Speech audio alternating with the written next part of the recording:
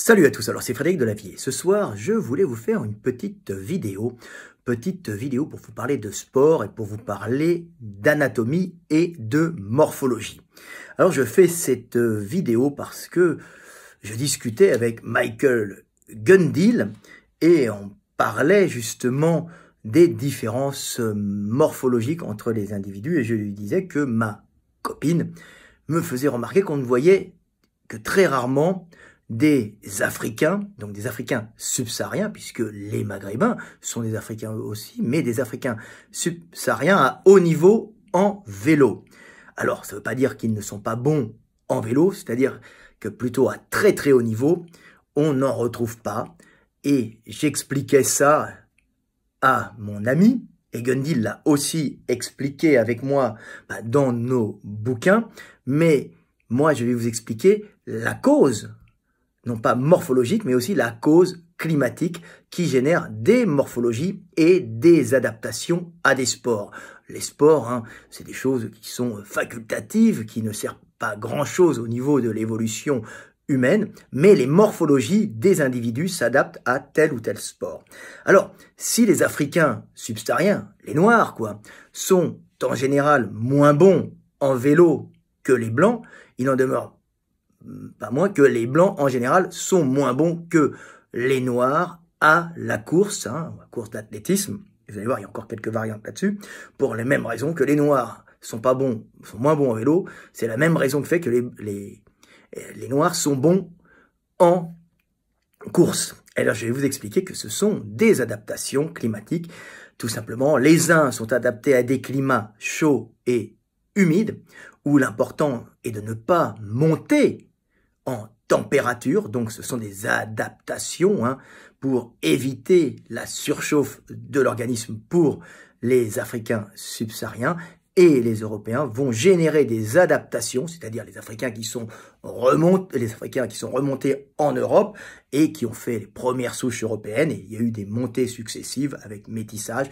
Néandertal venait d'Afrique à la base, ils n'étaient pas néandertaliens, c'était des sapiens, on va dire, même avant, c'était des pré-sapiens archaïques qui sont remontés et qui se sont adaptés à des climats du Nord, qui ont fait que leur morphologie a changé et, en rigolant, je pourrais dire qu'ils ont perdu leur adaptation au vélo. Non, il n'y avait pas de vélo à l'époque, mais ils se sont retrouvés avec des adaptations qui n'étaient pas bonnes pour le vélo, qui étaient des adaptations faites pour, en fin de compte, lutter contre un climat rude qui était les climats froids. Alors, si les Africains sont bons en course, c'est tout simplement que tout leur corps est structuré pour éviter la surchauffe et éviter que le cerveau monte en surchauffe. Tout ça, c'est un système de thermorégulation pour éviter justement la surchauffe. Donc leur corps est plutôt longiligne, alors il y en a des grands, des petits, mais longiligne, ça veut dire qu'ils ont plutôt des grands membres et un buste court. Buste court, en général, en climat tropical humide, buste court, avec peu de gras à l'intérieur des viscères, puisqu'on n'a pas besoin de stocker de l'énergie pour passer l'hiver, puisque le climat est à peu près le même toute l'année. Il y a des fois un peu plus sec, ou des fois avec un peu plus de pluie, mais c'est toujours à peu près le même climat, et il n'y a pas de manque de nourriture comme au nord. Donc, déjà, le buste, on va dire les zones viscérales vont être moins grosses, parce que chez les Européens, elles accumulent du gras. De plus, l'Africain va avoir des membres plus longs, une stature plus gracile, ça ne veut pas dire qu'il est moins musclé, mais plus fin, plus longiligne, donc de grands membres, avec un buste plutôt plus court. Tout ça pour pouvoir, en fin de compte, avoir un maximum de surface de peau pour évacuer par la transpiration, l'excès de chaleur par l'évaporation, ce qui va permettre par ce système d'homéostasie calorique de faire baisser la température du corps, un peu comme j'ai dit tout le temps les ailettes des refroidisseurs, des radiateurs sur les motos, comme vous pouvez les voir autour des cylindres, par exemple, c'est fait pour refroidir un maximum de surface extérieure pour un maximum de surface extérieure en fonction du volume interne. Chez l'Européen, c'est différent. La montée au nord fait qu'il faut éviter de perdre de la chaleur, donc les membres vont se raccourcir et le buste va grossir avec des poumons plus gros, vous allez comprendre pourquoi, et des viscères plus large pour pouvoir, en fin de compte, mettre dedans, hein, dans l'abdomen, du gras qui permettra de passer l'hiver, de passer la mort de la nature. Alors, les Africains, eux, sont faits pour pouvoir justement se déplacer en consommant un minimum d'énergie et en générant un minimum de chaleur, parce que la contraction musculaire, hein, on sait que la contraction musculaire, globalement, c'est 70% de l'énergie génère de la chaleur et 30% du mouvement, hein, ce qui est assez important. Le but, c'est d'éviter de monter en trop grande chaleur. Vous avez vu, quand vous courez, vous augmentez votre température, vous êtes chaud. Oui, on se réchauffe comme ça. Donc, les Africains n'ont pas intérêt de monter en surchauffe parce qu'avec la température qu'il y a déjà, ils risquent d'avoir une surchauffe qui va nuire au bon état des organes vitaux et principalement du cerveau qui ne supporte pas une trop haute chaleur. Un coup de chaud et on meurt. Alors, le système de commande disjoncte et vous crevez. Donc tout est fait pour éviter de monter en surchauffe. C'est-à-dire tout est fait pour monter en surchauffe, c'est-à-dire deux grandes jambes, hein, et des jambes vers le bas extrêmement tendineuses, c'est-à-dire des mollets tendineux, hein, très tendineux, des petits mollets très hauts. Hein, vous connaissez les mollets des Africains subsahariens, je ne sais pas si j'en ai ici, hein, j'en ai dessiné pas mal. Hein. Donc les mollets africains subsahariens sont très courts et en hauteur, et les mollets des Européens sont plutôt volumineux et courts. Hein. Vous avez, donc en fin de compte, c'est une question, voilà, j'en ai ici, voilà, pour vous les montrer, tiré de l'éveil des consciences. C'est un mollet d'Africain, un tibia relativement long, jumeaux très courts et un ensemble tendineux extrêmement long avec un calcanéum plutôt long, alors que l'Européen, là c'est un sapiens, mais ça, là c'est un sapiens, mais c'est un néandertal, mais c'est quasiment la même chose, hein, en tout cas sur les membres inférieurs. Vous voyez un tibia court, une voûte plantaire arquée pour faire un calcanéum court, permettant d'avoir en fin de compte un muscle très long, un tendon très court et en fin de compte, peu efficace, mais qui va produire de la chaleur. Donc les Africains subsahariens ont des jambes très tendineuses, c'est-à-dire qu'ils sont en récupération d'énergie dans leur déplacement. Cette récupération d'énergie les rend particulièrement économiques et leur permettent en fin de compte d'être montés sur ressort, puisque toute cette partie que vous avez ici, hein, c'est l'équivalent de ressort à lame, hein, tout ça, c'est l'équivalent de l'élasticité des tendons qui permet de récupérer l'énergie cinétique pendant la marche, l'énergie de la chute, accumulée dans les tendons, et ils repartent. L'Européen, lui, de son côté, a beaucoup moins de tendons, beaucoup moins de muscles et un très mauvais levier calcanéen qui l'oblige à avoir un déplacement pendant le déplacement, la marche particulièrement, hein, mais la course aussi. Alors on court beaucoup plus rarement qu'on ne marche, hein, c'est quand on marche beaucoup qu'on monte en surchauffe, mais si tu cours, tu montes en surchauffe encore plus vite, mon ami. Donc, les Européens, eux, ont des mollets qui sont très gros, pas pour être costauds, mais pour produire de la chaleur en temps froid, hein, pour éviter un refroidissement fatal de l'organisme. Alors, évidemment, des engelures au niveau des pieds, des fois, mais pas que ça, hein, une perte de vigilance. Hein, si vous descendez à une certaine température, votre cerveau va être moins apte à réfléchir et vous allez finir par vous endormir à moitié, pas réussir à faire des tâches du quotidien, et puis vous allez vous faire évincer par quelqu'un de plus actif. Au niveau reproduction, ou même au niveau de la chasse, hein, vous ne pourrez pas être performant. Donc le fait d'avoir des gros mollets, ça évite les engelures, mais ça permet de produire de la chaleur. Hein, c'est en fin de compte, un système qui est fait pour produire de la chaleur, donc qui n'est pas fait pour être puissant, hein, même si c'est puissant. Il est pas, un Européen, avec ses gros muscles, va courir moins vite qu'un Africain, parce que c'est des lestes de cheville qu'il aura. Hein. Il ne pourra pas avoir, alors évidemment il y a le maître, mais le maître c'est une exception et il n'est pas premier, tout le temps les premiers ce sont des Africains parce qu'ils ont ce type de structure faite pour évacuer la chaleur et en produire le moins possible, hein, et ce qui leur permet avec leurs grandes jambes de faire de grandes enjambées, de rebondir sur leurs tendons. L'Européen lui ne peut pas rebondir sur ses tendons puisqu'il est fait pour produire de la chaleur, donc ça pose un problème. Vous voyez que c'est très intelligent, très intéressant de comprendre les évolutions, hein, de l'homme en fonction des climats et les spécificités sportives où vous allez pouvoir aller en fonction que vous soyez noir ou blanc. Hein. Je rigole, mais il y a des noirs qui peuvent avoir des morphologies de blanc et des blancs qui peuvent avoir des morphologies de noir. On parle bien sûr à une échelle globale.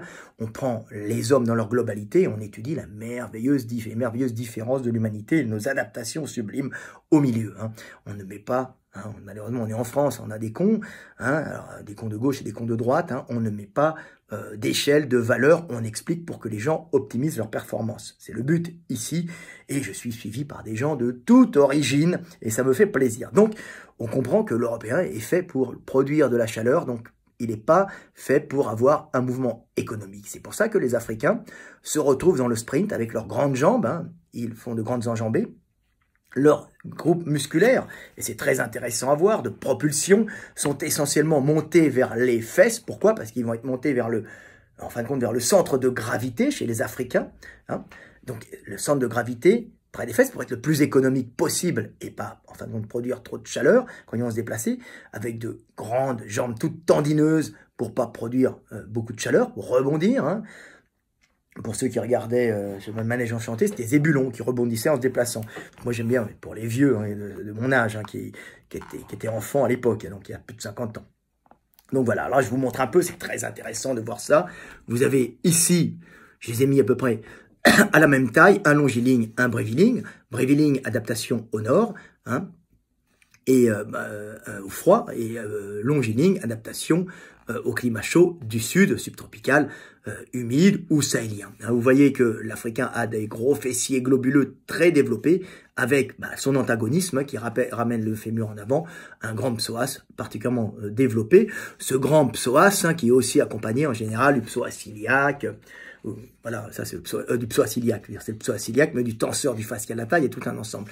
Et vous voyez qu'en général, les Eurasiens, donc européens et asiatiques du Nord, adaptation au climat froid, ont en général des fessiers plus plats, moins volumineux, avec un psoas iliaque moins développé, qui est l'antagonisme du fessier, parce que il se déplace beaucoup moins en fessier que l'Africain, lui, se déplaçant beaucoup en fessier lors de la course, aussi lors de la marche un peu, il veut dire que les ischios jouent aussi. Alors vous avez ici aussi, je montre aussi, le bloc moteur. Alors vous avez le bloc moteur ici, dans les déplacements en course, qui est tendineux en bas pour les Africains, hein, et un gros bloc moteur près du centre de gravité pour les Africains, hein, donc les adaptations au chaud pour produire le moins de chaleur. On rebondit, hein, ici c'est de l'énergie cinétique, c'est un grand ressort, hein, si vous voulez, ça accumule l'énergie cinétique pour repropulser l'organisme, et ici le gros bloc moteur qui tire le fémur à l'arrière, hein, quand le pied est au sol pour propulser l'individu. Et vous avez chez l'Européen, c'est l'inverse, c'est le gros bloc moteur est plutôt vers le bas, donc il a des fesses plates. Là c'est un Asiatique, mais ça pourrait être un Européen du Nord qui n'aurait pas bu de lait. Hein. Les Allemands boivent du lait, donc ils poussent au cartilage de conjugaison, ils ont des grandes jambes. Hein. Mais c'est pour d'autres raisons, c'est plus tardif. Et là vous avez un gros mollet et peu tendineux qui va pas être super efficace avec un calcanéum court, mais ce bloc moteur qui est vers le bas va permettre de produire énormément de chaleur et de réchauffer tout l'organisme, hein, en faisant remonter le sang ici pendant le déplacement, ce qui va permettre de produire de la chaleur, hein, 30% mouvement, 70% chaleur, ce qui permet aux individus nordiques, même s'ils sont moins efficaces pendant le déplacement, de produire de la chaleur, un chauffage central, et de ne pas avoir de problème de refroidissement au froid. Alors, le problème, c'est que quand même, ces problèmes de refroidissement, si on n'en tient pas compte, ça peut générer des morts hein, chez les Africains. Hein. En plus, les Européens ont des systèmes de thermorégulation. Vous savez, ils rougissent du nez, ils rougissent des joues, hein, ils rougissent du bout des doigts. Ce sont des vasoconstrictions qui permettent, en fin de compte, de produire de la chaleur, hein, des microconstrictions musculaires, hein, qui produisent généralement de la chaleur, comme le frisson. Hein, les Africains en ont peut-être un peu moins. Et ce qui permet de monter en température et de permettre à l'individu de s'adapter à des climats froids. On n'a pas toujours eu un chauffage central. Et on n'a pas toujours eu des supermarchés partout produisant de la calorie en quantité. Il fallait aller chercher sa nourriture dehors et dépenser beaucoup d'énergie pour aller la chercher et chauffer en même temps pour en rapporter encore plus. Et c'était un travail difficile au nord. Donc on voit que les morphologies sont pas les mêmes et que l'Européen va avoir des jambes plus courtes. Donc il va faire des petites enjambées. En général, bien sûr, on a des grands au nord qui ont bu du lait et qui ont poussé au cartilage de conjugaison, hein, donc de grandes jambes. Hein, pour les Nordiques, c'est le lait qui fait pousser les individus, c'est connu. Hein, vous n'avez qu'à voir les Peuls et les Dinka en Afrique qui poussent, en plus en Afrique, hein, et puis les Hollandais, l'autre pays du fromage, qui grandissent aussi énormément. Et les Lituaniens qui boivent beaucoup de lait sont très grands aussi. À chaque fois qu'il y a des grands, il y a du lait, pas de carence alimentaire. Et ça fait des grandes jambes. Mais globalement, les grandes jambes en Afrique, c'est des adaptations au climat. Alors l'Afrique, ça veut rien dire aussi, parce qu'entre un Camerounais, un Éthiopien et un Sénégalais, il y a beaucoup de différences qu'entre un Allemand, un Portugais, un Grec et un Russe de, on va dire, un Russe de Moscou ou un Anglais. Il y a beaucoup de différences entre tous ces individus, mais on a des caractères globaux. Alors, ce qui fait que les Européens sont moins bons en course parce qu'ils rebondissent moins, c'est plus épuisant pour eux qu'on retrouve les Africains dans tous les sports de sprint parce qu'ils sont programmés en fin de compte pour rebondir et dépenser peu d'énergie avec de grandes enjambées et rebondir sur leurs tendons, alors que l'Européen est fait pour en plus produire de la chaleur avec un bloc moteur vers le bas, quadriceps plutôt vers le bas, gros mollet, ce qui n'est pas du tout efficace pour la course. On peut courir vite, bien sûr, mais pour au bout d'un moment, c'est épuisant. C'est comme si vous aviez des lestes de cheville, au lieu d'avoir le bloc moteur, comme les Africains, vers les fesses, remonter vers le centre de gravité et la fin des jambes toute fine, comme vous pouvez voir les Africains que vous regardez, par certains Camerounais, Congolais, qui sont assez volumineux du bas des jambes, des types de montagnes et de brousses, en général, vous êtes assez longiligne. Donc, c'est très intéressant à comprendre. Alors, le paradoxe, c'est que les Africains sont meilleurs dans tout ce qui est sprint, jusqu'aux 40 km. Alors, paradoxalement, on va retrouver des Blancs à ce moment dans les super trails, dans les compétitions où on doit courir, en fin de compte, plus longtemps que 40 km. Alors, à ce moment-là, ils vont être plus performants, pas parce qu'ils courent plus vite, mais parce qu'ils ont plus de réserves énergétiques stockées dans les viscères, puisque l'Européen est programmé pour accumuler beaucoup de gras viscéral et une couche de gras autour de la peau pour se protéger du froid, ce qui lui permet d'avoir enfin, des réservoirs énergétiques que l'Africain va épuiser au bout de 40 km. Donc c'est pour ça qu'on retrouve dans les super trailers des Blancs. C'est marrant, Bah oui, parce que c'est l'adaptation froid, parce que quand l'Africain à 40 km a gagné tout, il arrive il a bouffé toutes ses réserves énergétiques, et à ce moment-là, l'Européen qui, lui, est loin derrière lui à 40 km, il va arriver à 40 km et il va continuer quand l'autre aura épuisé ses batteries, il va continuer sur ses réserves de gras internes. C'est pour ça qu'on voit des super trailers qui sont blancs, parce qu'ils ont justement un métabolisme fait pour accumuler plus de gras que l'Africain en général. Alors, ce qui est intéressant, c'est de comprendre que si l'Européen est moins bon et moins performant en course et en sprint que les Africains, pour toutes les raisons que je vous ai expliquées, qui sont pas culturelles, ça peut être culturel, mais bien sûr, c'est plutôt pour des raisons génétiques. Il est beaucoup plus performant en vélo. Pourquoi? Parce que le vélo ne demande pas d'avoir un bloc moteur fessier, mais plutôt un bloc moteur cuisse, mollet, et demande pas à avoir de longs fémurs comme les Africains, mais des fémurs plus court, parce que le levier, quand tu fais un vélo, si tu as un fémur trop long, comme un Africain, tu vas beaucoup plus peiner quand tu vas pédaler, et c'est pas trop efficace. De plus, la restitution énergétique par les tendons, c'est-à-dire l'énergie cinétique accumulée dans les tendons comme à la course, ça n'opère plus du tout en vélo, ça ne sert plus à rien, puisque le vélo, c'est de la contraction musculaire permanente, et les Africains, là-dessus, vont pas être plus avantagés que les Européens. En plus, avec leurs grandes jambes, ils vont être désavantagés. C'est pour ça qu'on va retrouver plutôt des Européens en vélo, parce que les jambes étant plus courtes, ils vont pédaler plus puissamment, et en plus, ils vont pédaler avec quadriceps mollet, plutôt que fessier qui ne sert pas à grand-chose en vélo. Et à ce moment-là, l'Africain va être désavantagé, parce qu'il est beaucoup moins mollet, quadriceps en contraction que fessier, et on va pas forcément le retrouver à haut niveau en vélo. Alors évidemment, on retrouve des Africains dans certaines compétitions de vélo, le Tour de Guadeloupe, je me souviens, il n'y a que des Africains. Parce que, d'abord, les Blancs ne peuvent pas y aller forcément tout le temps, il y en a moins, alors il y en a qui y vont, et en plus, l'Africain est adapté par son système de sudation et de thermorégulation à transpirer bien mieux, et il est mieux adapté à la thermorégulation au chaud. Donc évidemment, si une compétition de vélo se fait dans un climat très chaud, l'Africain est mieux adapté parce qu'il est fait pour thermoréguler, pour excréter beaucoup d'eau par la transpiration d'une façon générale, d'une façon bien plus efficace, puisque son système de sudation est plus efficace, plus de glandes, mieux réparties globalement. Donc il évacue très vite la chaleur, que l'Européen lui va vite remonter en surchauffe. Il en a moins qui transpire plus, donc le but c'est pas de faire des grosses gouttes d'eau, c'est d'évacuer de l'eau sans que tu la vois, c'est-à-dire d'évacuer de la chaleur par homéostasie, c'est très particulier. Et l'Européen est moins adapté que l'Africain pour évacuer cette chaleur par transpiration, une transpiration beaucoup plus fine et enfin beaucoup plus abondante pour l'Africain que pour l'Européen. Donc c'est le problème, les Africains sont souvent moins performants en vélo, sauf climat, bien sûr, chaud, humide, où ils vont performer à cause de leur système de thermorégulation, mais leur structure musculaire et leur levier osseux, c'est-à-dire le fait d'avoir des jambes trop longues, ne les rend pas hyper efficaces au vélo, alors que le blanc, on va le retrouver partout. Alors évidemment, le blanc, il y a blanc et blanc. Si vous avez un blanc avec de grandes jambes comme un Allemand, alors il y en a des Allemands qui peuvent performer, il y a des pistards, des types qui font de la piste interne, qui est extrêmement fort, mais il avait des petites jambes. Mais en général, si tu as des trop grandes jambes, tu n'es pas super efficace au vélo. Voilà. Et c'est intéressant de voir qu'en général, c'est les Européens qui ont plus de Eurasiens, qui ont plus des jambes plus courtes, par système de thermorégulation. Voilà. C'est très intéressant de comprendre que le sport, les adaptations sportives, les adaptations plutôt au climatique, en fonction des ethnies, jouent énormément dans la performance sportive et il est bon de les comprendre. Alors moi, je vous les explique, les gens peuvent vous dire les noirs, les blancs sont comme ça globalement. C'est plus intéressant de comprendre pourquoi on est ainsi fait, et comme ça, on se comprend et on comprend les autres, et à ce moment-là, on aime les autres dans leur différence, et on s'aime soi-même dans sa différence. Il faut dire ça parce que nous avons souvent des gauchistes stupides qui viennent vous dénoncer quand vous parlez de choses comme ça. C'est ridicule.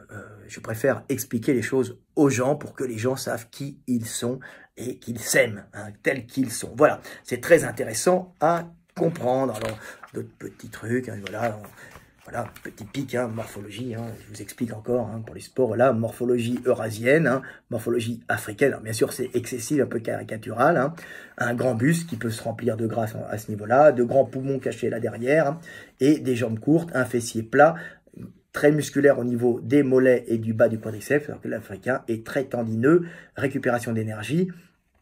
Il a des ischios extrêmement tendineux et des fessiers très développés avec un buste court sans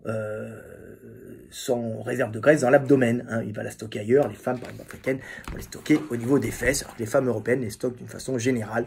Pareil, ça fait manteau de gras qui permet de protéger du froid.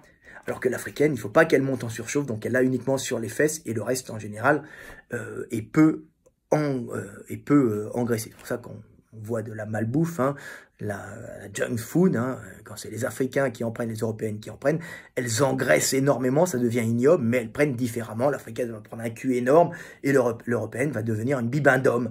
C'est affreux à voir, c'est les horreurs de la malbouffe et on voit à ce moment-là les répartitions graisseuses en fonction des climats devenir caricaturales et c'est bien triste, les gens devraient faire très attention, c'est bouffe de merde. Pareil pour la façon dont marchent les Européens et dont marchent les Africains, c'est très intéressant de comprendre ça en fonction du sport que vous faites. Je vous explique, voilà. Alors là, j'ai fait un Néandertal, mais un Européen à peu près la même forme, sauf des Allemands, ou des Lituaniens ou des Hollandais bouffeurs de lait.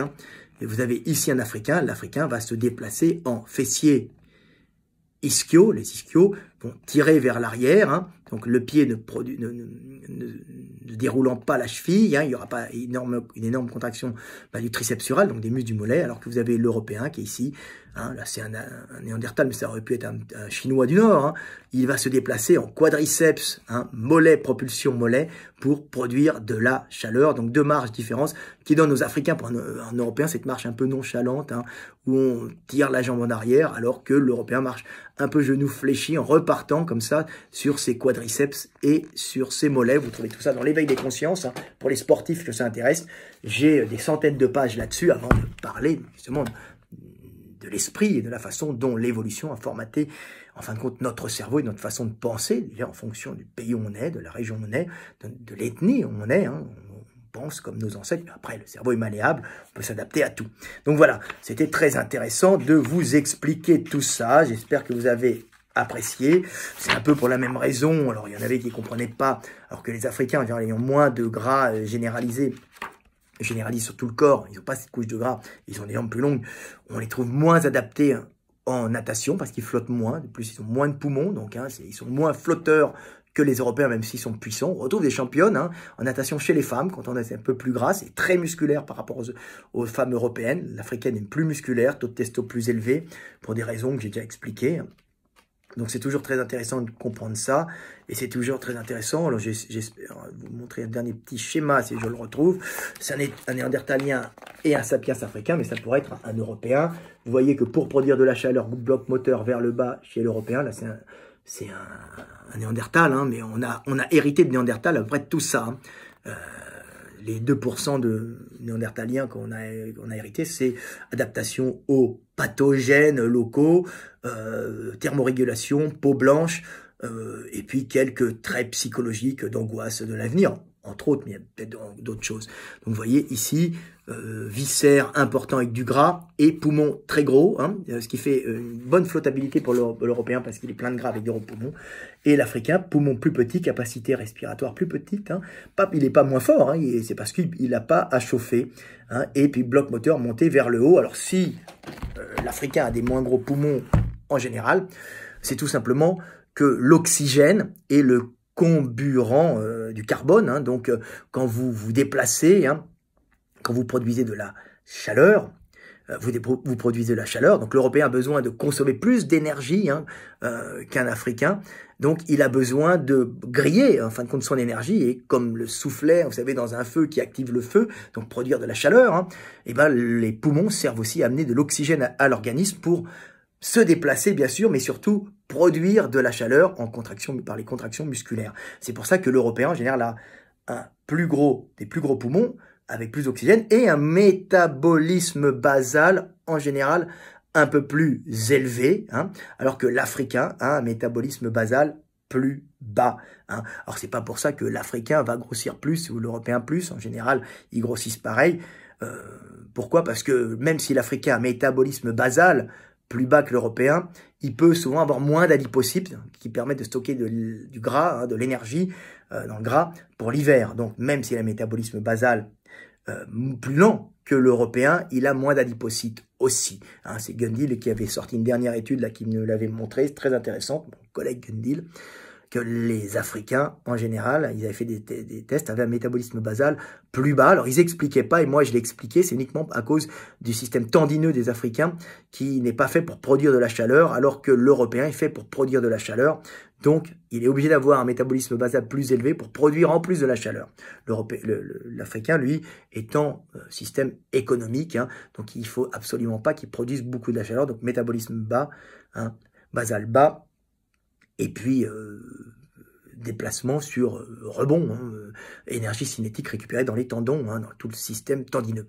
Voilà ce que j'avais à dire. Donc c'est pour ça qu'on va retrouver par exemple plus d'Européens en natation. Alors il n'y a pas que le culturel, hein, et moins d'Africains en natation. Ça ne veut pas dire que les Africains nagent mieux, mais à haut niveau, ces petites variations, bah, ça fait les champions ou pas. Hein. Et le fait de se maintenir en surface parce qu'on n'a pas assez de gras, pas assez de poumons, en volume d'air, fait que on risque de se fatiguer, ça va pas faire les super champions. Voilà, c'est très intéressant de comprendre ça. Alors je pourrais approfondir sur plein de domaines là-dessus, hein, par exemple sur les adaptations climatiques, les adaptations à l'altitude, hein, éthiopien, andin, tout ça. J'en parlerai une prochaine fois. Il y a plusieurs adaptations à l'altitude, c'est passionnant, hein, et vous allez voir que c'est quelque chose qui nous permet de comprendre l'humanité, comprendre par où on est passé et comment s'opèrent les mutations. C'est formidable de comprendre comment fonctionne le monde et qu'il y a derrière tout ça un dessein intelligent, hein, en tout cas une prédestination intelligente qui est faite pour que le monde puisse générer la conscience, et la conscience, l'amour. Voilà, c'était Fred Delavier, je vous aime et paix sur terre. Et puis n'hésitez pas, si vous voulez instruire sur les différences morphologiques, anatomique en fonction des ethnies, hein. Il n'y a pas aucune supériorité et d'infériorité, hein. On montre vraiment la différence des gens. Ben, vous avez ça, hein. Ça c'est le livre, c'est l'éveil des consciences, comment devenir un homme libre. Voilà, à bientôt, c'était Fred Delavier, je vous aime et paix sur terre.